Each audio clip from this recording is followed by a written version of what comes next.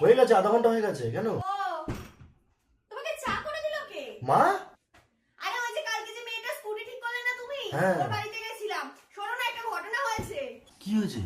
আরে ওরা তো আমাদের তিনজনকেই নেমন্তন্ন করেছিল, তুমি তো ছিলে না বাড়িতে, সেই জন্য আমি আর ভাই গেছিলাম। বিশাল আয়োজন করেছিল জানো, খুব সুন্দর খাইয়েছে। আর তার মধ্যে একটা ঘটনা আছে, ওর ওই মেয়েটাকে পছন্দ হয়ে গেছে। কি বলছো? এরকম? কাটা লাগা